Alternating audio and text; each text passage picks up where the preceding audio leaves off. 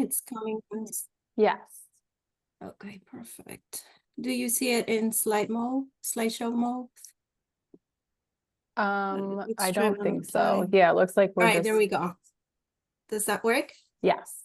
Okay, perfect. Thank you so much. Well, thank you so much for the invitation to speak to the families here at Elam Christian Services. Let's get started. First of all, let me tell you a little bit about myself. So not to brag about anything that I do, but mostly to connect with you families, because I am Valerie's mom, and Valerie is been my inspiration to the things that I do professionally, because I've been on both sides of the table as a mother and as a professional. And I am not always being an advocate. Many years of my life, especially when Valerie got diagnosed, I spent years in depression and not knowing how to find services for my daughter. So that is the reason why I want to show you a little bit about who I am, especially as a mother of person with special needs, intellectual and developmental disabilities. So I am a family advocate at the Arc of Illinois, and I have some credentials that I've been earning throughout the years. The latest is that I've been appointed by Governor J.B. Pritzker to the Autism Data Privacy Advisory Group due to the executive order he signed back in May. But let's get started. The goals for today is to help you understand what the Arc of Illinois is, learn about the PUNS process, how to get services from the state, and how to find additional supports while families wait on the PUNS list. So the Arc of Illinois is a chapter of the greater organization, the Arc of the United States. So there is an ARC in every single state across the United States. Even in Alaska, in Hawaii, if you go to any state, you will find an ARC chapter. So the Arc of Illinois is one of them. And what we do is help families with intellectual and developmental disabilities by providing education, advocacy programs, connections with other organizations throughout the state or throughout other states, because we have that larger connection in the outreach to any of the states. Some families come and say, hey, I want to find services in Illinois. Some families say, I want services in Florida because we're moving there. So we connect them with the Arc of Florida or any other state so they can get services to where they are going. So the products of the Arc of Illinois, I'm going to point out, I'm not going to talk about all of them, but you can visit our website and learn more about what we do here in Illinois. The Illinois Lifespan is a program that helps families with, see them as a generalist. Basically, you can call them or make an online inquiry and request information about services in your area. You put in your zip code and you request, say, physical therapy services or ABA therapy services, things like that, or anything that will be related to your child or the services that you're seeking for, and they will guide you and connect you with those organizations in the community. Now, the Family Advocate Program is where I work with. It was established as a pilot program in 2014 due to the Liga's consent decree. Let me tell you a little bit about the Liga's consent decree. And I'm not going to go into the legal statistics of it, but I'm going to tell you a story so you can connect with these. Stanley Ligas is a person with Down syndrome that a couple of years ago, back in 2007 or something like that, came to the state and applied for services and said, I want to have a joyful and meaningful life in the community. And the state said, well, we don't really have anything for you. You're going to have to go and live in an institution. And Stanley said, no, I have the right to live in the community and to get services in my community. So Equip for Equality joined Stanley Ligas and they sued the state. So in 2011, the court dictated that the state must service individuals with intellectual and developmental disabilities to get services in the communities they live. Now, who qualifies as a LIGAS class member? Because this is a class action. A person who is over 18 years old, a person who has an intellectual or developmental disability, and the state has a record that these individuals are seeking services from the state. How can you prove that you're seeking services from the state if you have the other two? Well, signing up for the PUNS list, because the PUNS list is a database that the state keeps a record of those individuals seeking services. And that's what I do. I work with these families that are on the PUNS list. If you're not on the PUNS list, you can come to us and we will guide you through the process of getting your independent service coordination agency and signing up for PUNS. But if you're already on PUNS, you know that that's the record and you have to renew every year. So what we do is when the state conducts a PUNS selection throughout the entire state of Illinois, they send us the list of those individuals and we connect with them. We do education, webinars, one-on-one consultations, you name it. So we can help those individuals find the services that they need through the Medicaid waiver. And I'm going to talk more about that. But before I dive into it, I'm giving you this cheat sheet of the key acronyms that we use. Sometimes we use them. I try not to because I know it's complicated. But in case I just throw one of those acronyms in the conversation, just forgive me and refer to the cheat sheet. I send it to you as a handout and you will have it on the screen if you want to have it in front of you. So let's start brainstorming. I want you to think about the transition phase when you are preparing for your child to leave the school system. What's going to happen? How are you going to do this?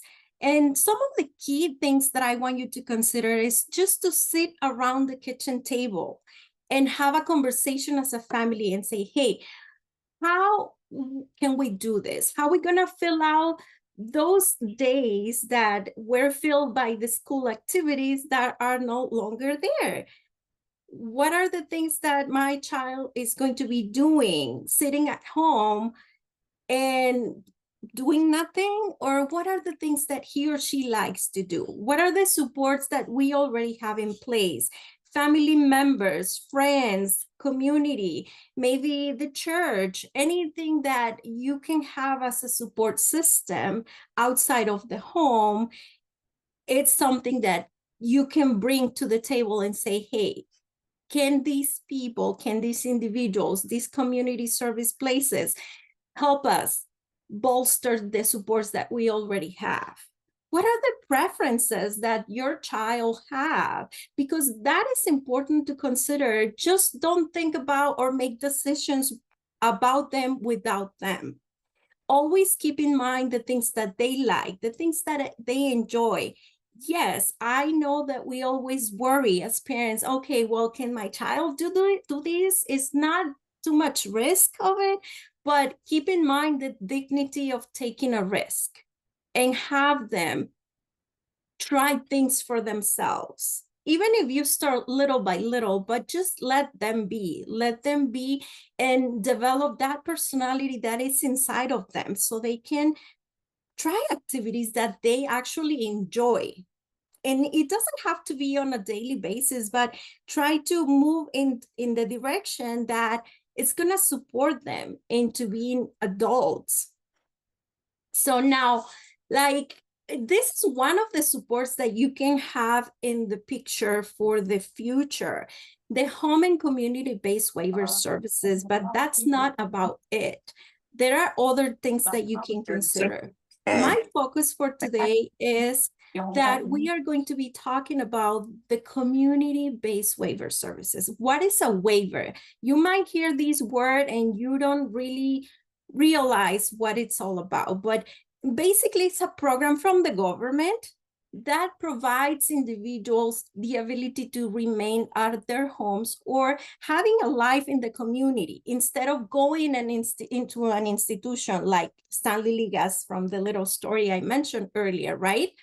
So To qualify for a home and community-based waiver, you must be a U.S. citizen or legal resident, not only in the state of Illinois, but to have documentation that you are legally in the United States. Individuals must meet Medicaid financial qualifications. That means in order to participate in these programs, you have to have Medicaid, because Medicaid is the one paying for this program. Even if your loved one has a private insurance for medical coverage, that's fine, because what happens is that Medicaid has two avenues: the avenue of the medical coverage and the avenue of the waiver programs. So you may not necessarily need Medicaid for medical expenses, but you do need Medicaid to cover for the waiver program, okay? So let's keep that in mind. Now, there are 9 waivers in the state of Illinois. For the ones we're gonna focus on today are the ones that utilize the PUNS list, and those who serve individuals with developmental and intellectual disabilities. So there is a waiver for the young children, anyone under 22. There is one for residential. However, the residential right now at this time is very tricky because all of the residential places are capped and they are not new residences opening at this time. And then the adult home and community-based waivers. So for those 22 and beyond. So those are managed for and by the Department of Human Services, the Division of Developmental Disabilities. I want to also point out the Persons with Disabilities DOORS, DRS, because you may qualify for this waiver while you wait on PUNS. And when I say wait, it's a number of years. So I'm gonna talk more about that, but keep in the back of your mind the DOORS waiver, because you may qualify, or your loved one may qualify for this program while you wait on the DD waiver. Now, what is PUNS? PUNS is a database. It used to be an acronym, but forget about that. Just when you hear PUNS, you think about it is a waiting list, a database that the state keeps as a record of how many people is seeking services in the state of Illinois. That's basically what it is. Now, PUNS has a criteria. In order to qualify to register for the PUNS list, you have to have a diagnosis of intellectual disability or developmental disability. You have to have a IQ of 70 or below. Now, the IQ is the intellectual quotient. When they do psychological assessments, they will do an inventory, and then based on that assessment, they will come with a full scale IQ. And it's just a number, right? It runs from 0 to 100 and above. But the average for this program must fall around the 70 or below to qualify. Now, you have to have those records. And I know the school system does every 3 years psychological assessments. You can get them from the medical side of it or from the school system. That's fine. And I'm going to talk about documents in just a second, but we're talking about criteria right now. There is also another way to qualify for PUNS, and it's having a diagnosis of a related condition. In this case, we're talking about autism spectrum disorder, cerebral palsy, epilepsy, and other. Now, with this, you have to have a record that the person was diagnosed prior to the age of 22. And you have to be able to demonstrate that the person's functional limitations have deficits in at least 3 of the 6 major life areas. And these are language, learning, mobility, self-direction, capacity for independent living. So you have to show deficits in at least 3 areas for that. There are 2 categories on the PUNS. One is seeking and the other one is planning. To be on seeking, you have to basically demonstrate that you need services within 1 year or so. However, the waiting period is more than 1 year. Now, one thing that I want you to take away from these, as a mother and as a professional, I'm telling you that being on the planning category is not going to do anything for you. If you believe that your loved one is seeking services and really needs services, why would I take the time to go and get an appointment with the service coordination agency, sign up my child for PUNS, bring a bunch of documents to the meeting just to be put on planning? The state does not select people from the planning category. It is a waste of time for us parents to do this only to be put on planning. They only select people from the seeking services category basket. So keep that in mind. If you don't take anything from this conversation today, from this presentation, just take that in, that the seeking services category on the PUNS list is the one that's going to do something for your loved one.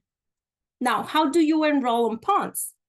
It is possible to enroll on PUNS as soon as 2.5 years old. However, they do not select people under 18 unless they have money for the children's waiver or they have additional money to select people and invite them to participate in the home base program. However, the clock starts ticking. Basically, the clock starts ticking as soon as the person turns 18. And this is not automatic.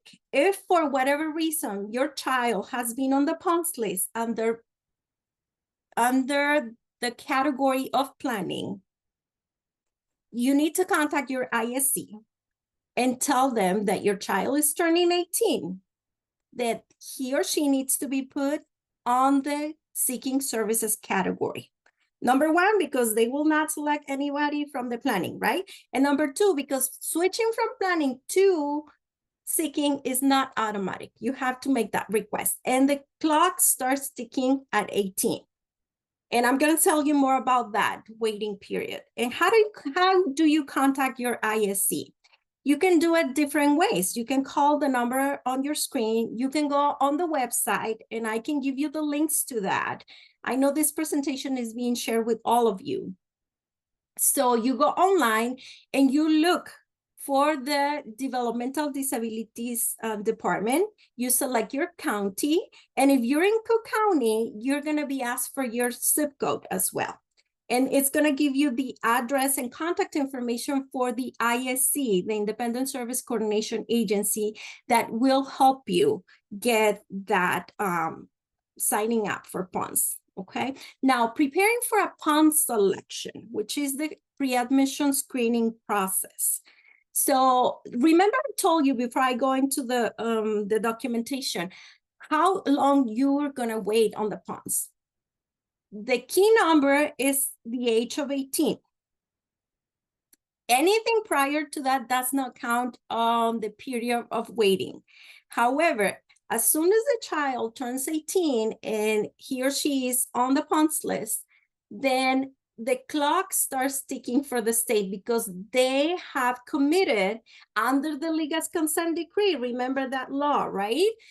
They have a number of years that the person cannot be on waiting more than 5 years. They are doing a really good job selecting people. Right now, the waiting time is more closer to 3.5 years. And some people is getting selected. Like this year, we received the selection list. Many of the individuals are being selected at 21, 22. They are not even out of the school system, but they are getting ready to start the process for when school is over. They already have something in place, and this is great. They are doing a really good job, and not because they pay my paycheck, right? But because it is true. Now, let me make a parenthesis here before I focus on the adults waiver. If anybody on this call has children under 22 and they get selected for the children's waiver, it's actually an amount of 2 times SSI, which is a monthly allotment of $1,934. However, this is important to note because the adults get more money. If you're over 22, the allotment is 3 times SSI, which comes to $2,901 to pay for services in the community.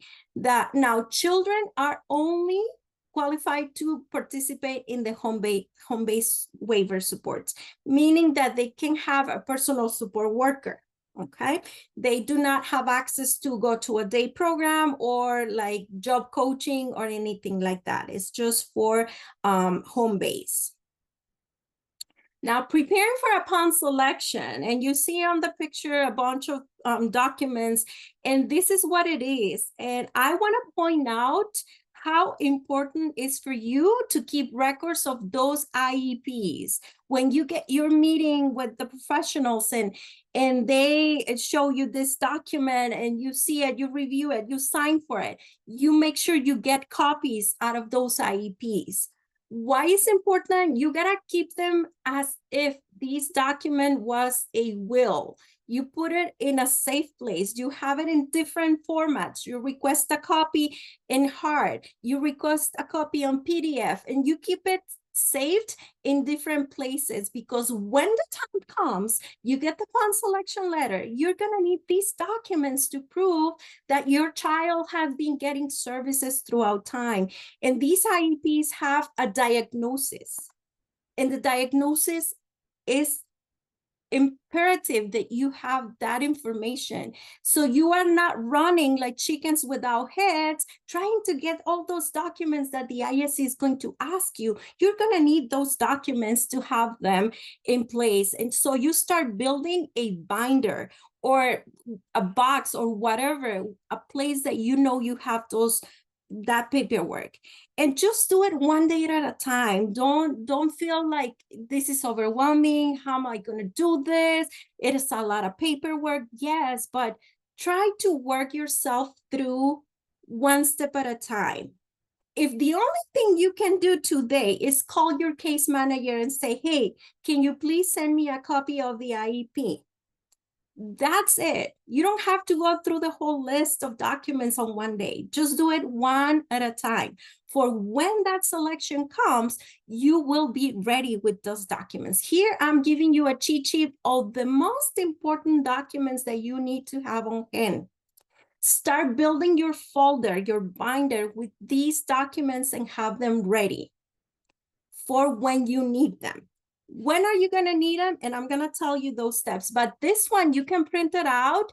And when you have the time, we're not going to go through all of that, but this is a good visual for all families from start to finish. From the beginning, when you contact your case coordination agency and sign up for the PUNS list, all the way through process until the person is receiving services. So it is a good map for you to understand these daunting process of getting services from the state. So we created this visual for families so they can follow, and some links that you can watch by scanning the QR code and all of that. If you need a PDF, I know it's been sent out to you, but you can always reach out to me and I can always send you more information. Now, what is the timeline when you sign up for the PUNS into the waiver process? Once you waited all these years and you are basically getting ready with all of these documents, you will receive 3 letters. The first letter is sent out to everyone on the December prior to the upcoming fiscal year. Say this upcoming December, a new set of people will receive an early notification letter. The state is giving you the heads up. Oh, your child is going to be invited to apply for services in the next fiscal year. Get prepared. Contact your independent service coordination agency. Contact the Arc of Illinois. My name will be in that letter. My email will be in that letter. So the state is telling you to contact me and get a consultation with our team so you can prepare for what's coming. Then the summer comes. They send the second letter around July. That's when the fiscal year begins for the state. And that's why they send it around this time. You get that official invitation to apply for services. Hey, congratulations, you've been selected from PUNS. Now you're going into the pre-admission screening process. Getting the PUNS selection does not mean you are already getting services. That means that you're being invited to come to the door and apply for services. You need to contact your independent service coordination agency and bring that bunch of documents that I already told you to be saving all these years, right? And meet with them and bring your loved one and have a discussion. Have the individual participate in a discovery process. So once they complete that, they will develop a personal center plan, which is a document that looks a lot like the IEP, but this is very more like for adults. And basically it is the binding document that will decide services and providers and who's going to be working on it and all of those things. So these packet of documents will be sent to the state for review. And then the state will review it and say, oh, okay, perfect. Everything looks in order. I'm going to issue the third and the most important letter, the award letter. That means that you've been approved for funding and that you are going to get services, and the state will pay for those services that you selected. So now let me make another parenthesis here, and is talking about emergency or crisis. It is not a category of PUNS. This is more like if someone is in crisis. However, your child leaving the school system and sitting at home doing nothing is not a crisis. To the eyes of the state, a crisis must be that the person is experiencing abuse in any way, homelessness, or neglect. Okay, so keep in mind that I don't want you to go through the services, into services through a crisis. It's better to plan, it's better to have a process that is going to be a smooth transition for your child and for your family as a whole. But just know that if anybody you know might be in crisis, experiencing some of these situations, they don't have to wait on PUNS. They can request services, come forward and say, the ISC will help you get services in place if a person is experiencing some of these situations. Now, what are the services? What's in it for your loved one? You waited all this time on PUNS, right? Now, what are the benefits of waiting for years in PUNS? Well, let me tell you, once you're accepted into the program, it is a for life. So for as long as you're able to maintain your Medicaid criteria, then this is a program that is going to stay with you throughout life. There are two key programs for adults with intellectual and developmental disabilities. Let me tell you a little bit about the intermediate care facilities. That is not part of waiting on PUNS or anything. If you feel or your loved one needs housing, and this looks more a little bit like an institution, but there are intermediate care facilities that have group homes that could be as small as 4 individuals living in those homes. But many of them tend to be higher. And these are licensed by the Department of Public Health. They also paid by Medicaid, and it's not a waiver. This is an entitlement program. You don't have to wait on PUNS. And if the person is willing to live in a house that is run by the Department of Public Health, you can go and look for services there. You have to be over 18 for that. Okay, now talking about the PUNS list and the program that it's the waiver. You have to be selected from PUNS, and there is 2 key components here, the home base and the SILA options. So basically, the home base is who manages the services. The family is managing the services under the home base. You choose to manage the monthly budget that I mentioned earlier of $2,901. This monthly allotment can be used to purchase services in the community as a form of having a personal support worker, going to a day program. There are really cool day programs out there. And I think ELAM has a day program that is paid by these services, right? So there is the other side of it. Say the family don't want to deal with budgets or numbers or keeping records. you want to hire a CILA. CILA stands for Community Integrated Living Arrangements. And don't get confused by thinking CILA, oh, it is a group home. CILA is more than that. CILA provides group homes, provides managing services, making the combo of services. Maybe they provide transportation, they provide housing, they provide day program and access to the community. And they will send the bill to the state on your behalf. So here is the core difference. Who is managing the services? If you choose the home base, then the family is responsible for keeping the budget. If you choose CILA, then an agency will be managing those services on behalf of your loved one. Like I mentioned, the home-based services provides a monthly budget of $2,901. You see that it's 3 times SSI. As of today, SSI in the full amount is $967. But you can tell me, well, Ruth, I have a question. My loved one does not receive SSI. Do I qualify for this? Yes, because it's a separate benefit. Well, my loved one receives only $500 of SSI. Will they multiply that times 500? No. They will take the full amount to the state and give the same amount all across the board to all participants. And you can use this monthly budget to purchase services like hiring a personal support worker or going to a day program. You can also purchase self-direction assistant, which is an agency that will help you balance the budget and help you with the hiring process of getting a worker, screening the worker, and maybe helping you how to fill out the timesheets in order to get paid, all of those things. It's not like the money is going to flow to your bank account and then you're going to start spending it. It's not like that. Imagine more like a state level account with the name of your loved one. And then every services that he or she picks is going to be billing to that account, okay? Now with the CILA, they can make these arrangements, but they do not have a monthly fixed amount. They can do kind of like an all-inclusive, say, well, I'm choosing a group home and I'm gonna go to a day program and I need transportation. So they will put all of those services together and send the bill to the state.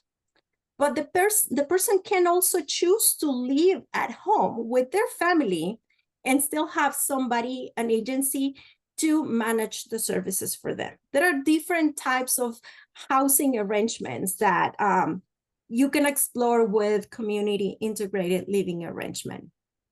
So this is some of the things that you can see on the menu of services. However, when you receive your award letter, the second page of your award letter will tell you every service that you qualify for and how much they will pay for that. Because as you can see, physical therapy, occupational and speech therapy are available through the waiver. However, the waiver will not pay the entirety of the service. For instance, physical therapy will charge you, I don't know, $150 an hour of their service. But the waiver will only cover a fraction of that, and you will have to come up with the remainder to pay for that full service, just for you to keep in mind. So I'm giving you an idea what services will be available. However, your award letter will tell you your max amount of $2,901 on a monthly basis, and then how much they will cover out of that particular service that you are choosing.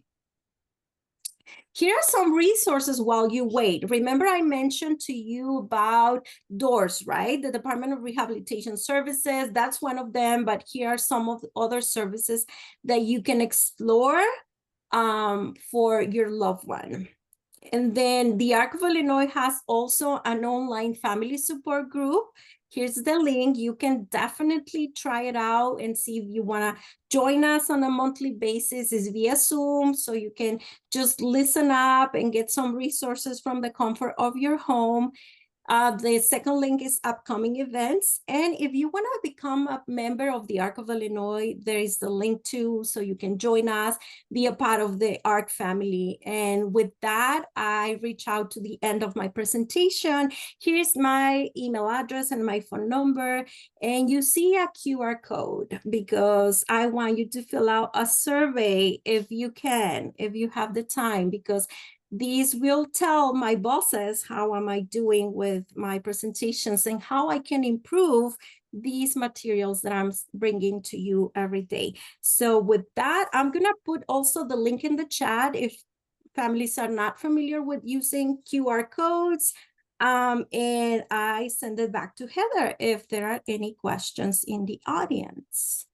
So I'm gonna stop sharing for a second and then I will open up for questions. Just speak up or to go to the chat. Yeah, like Ruth said, you can put your question in the chat or you can unmute your mic and ask her for yourself. Can I ask how far back do we have to go on the IEP reports? That is a very good question. And that depends on two factors. Number one, the primary diagnosis and the IQ. Remember, I told you about the IQ being 70 or below.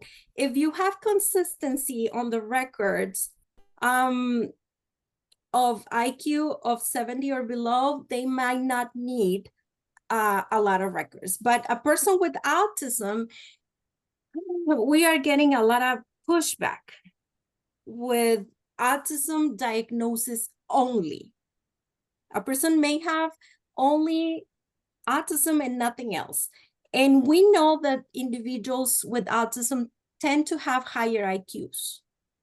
And this is a program designed for intellectual disabilities, right? So how can we demonstrate that our loved one qualifies for this program if they have an IQ of 80 or 90? Remember the 6 major life areas I mentioned, right? Deficits in those areas are important. So you need to keep records. You need to get letters from the doctors. You need to get letters from the professionals that work with your loved one and keep those records. So if you have, say, prior to the age of 22 and maybe a few years back, safely 5 years back, it's good. But if you have records from when they were little, that's not going to harm. That's only going to help the case. And I am that type of person. You can see records from Valerie from where I even have the little thing that they put on their hand or their foot when they were born, you know, that little, what do you call it? The band that they put in the hospital. I even have that, but that's just me. You don't have to keep all that. It's just giving you an idea that you gotta keep records. Okay, thank you. You're welcome. Here's a question from the chat. Where can I get more info or process to get DRS waiver while waiting on the PUNS list? Yes, I'm going to give you the link to the application for DOORS. It's a very simple application. It's a one-pager. You fill out online, and what's going to happen is that you're going to wait probably 3 to 4 weeks, and they will assign you a case coordinator. And that case coordinator will come to your house or give you an appointment and do an assessment to tell you, hey, we think you qualify, we're going to put you through the services. Or you can reach out to the ARC of Illinois. We can give you more information. We can do a one-on-one consultation. But the quickest way, click on that link, takes you to the online application. You're welcome. Says another question here. Oh, okay, that's for the recording. Anybody else? Any other questions, comments? Ms. Ruth, thank you so very much. I really enjoyed this information. Actually, I am an aunt attending for my brother I was a school social worker for 29 years. This information is phenomenal for his daughter, my niece, who is a person with an intellectual disability and also has autism. I was particularly um, grateful for the information about the seeking and planning categories and how to shift that. Also, very grateful for the information about the intermediate program because right now that is a big concern for us. Our family is challenged with maintaining her in the home. So that was really great information. Thank you. This is beautiful what you're doing for families and loved ones of persons are the people we love and care for so much that have intellectual disabilities. This is a great service. Thank you so very much. Thank you. Thank you, Sharon, for your kind words. And if you need anything in the process, just feel free to reach out to us. We have a department that can work along with your family to advocate for services. I did want to make one quick announcement. I put in the chat. So if you are an Elam, parent or guardian, we will share the slides and the recording. But if you are not affiliated with Elam and you would like those things to be sent to you, please go to the doc in the chat and just add your email, and then we will make sure that we get that to you. Thank you so much, Ruth. Thank you, Sarah. Thank you, everybody, for the invite. Thank you. There was one more question in the Oh. chat, guys, about a child having a disability from birth. Elizabeth.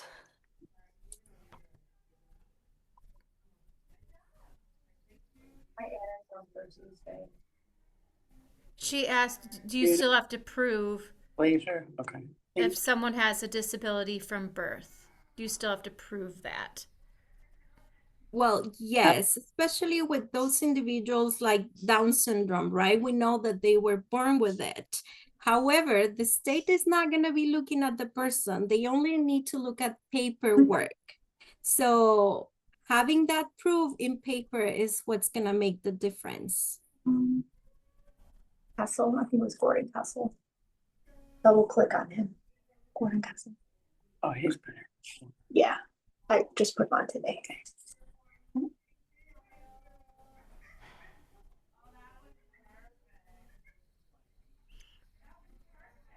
Okay, anyone else? Last chance.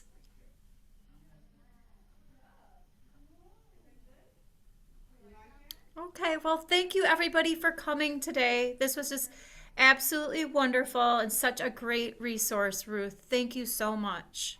Thank you. Thank you for having me. Have a blessed day. Okay. Thank you. Bye.